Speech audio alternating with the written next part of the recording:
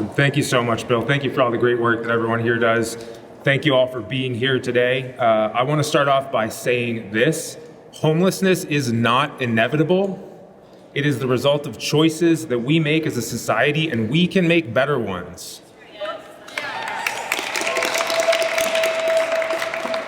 Right now, seniors on fixed income, people with disabilities, and hard-working families are at risk of losing their housing. Today, more than 3/4 of low-income renters spend over half of what they make just on rent. This is not the Utah that I stand for. If Utah can spend billions of dollars every year for roads then we can afford case management. If Utah can spend billions of dollars on a billionaire's hockey arena, then we can afford community-based services to support individuals with mental illness.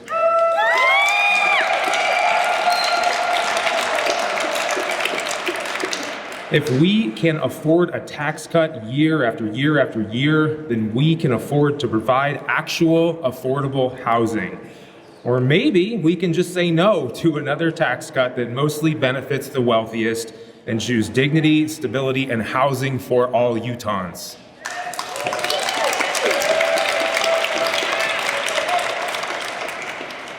Housing first works. Deeply affordable housing paired with services works. Shelters matter, but shelters alone do not end homelessness. You do not solve a housing shortage by managing people in crisis forever. You do not solve homelessness by expanding the surveillance state. You solve it by building homes and making sure people have the support to stay housed. You solve it by supporting strong unions, livable wages, and tenant protections. We don't do that so well in Utah. You solve it by going after loan sharks and others whose business is set up to exploit people in the working class.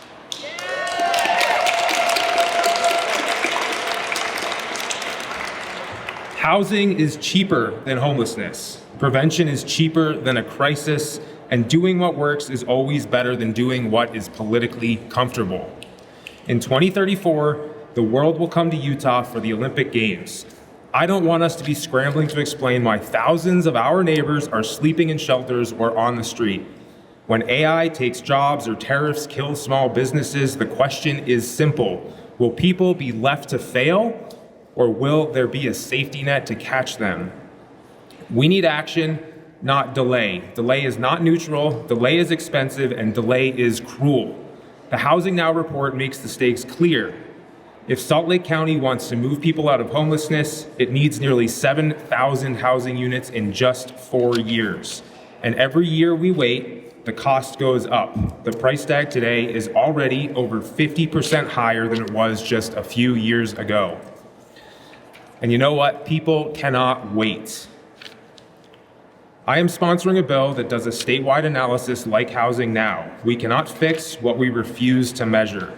Utah needs a clear, honest plan for how many homes we need, who they are for, and what it will take to get there, especially to protect seniors and people with developmental disabilities from being pushed into homelessness by a cost of living crisis that they did not create. So I want us to act now with urgency and with compassion to make sure that Utah is a place that lives up to our values. I want us to make sure we catch everyone that we can.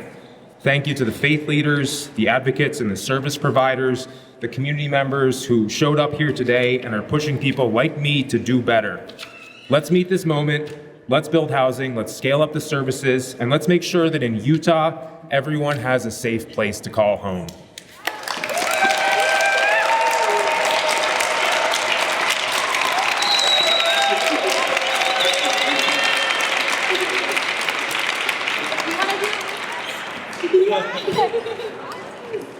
Okay, you ready? H-O-M-E, that spells home. No one should sleep in the snow. H-O-M-E, that spells home.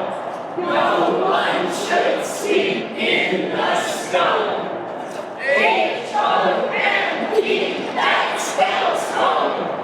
No one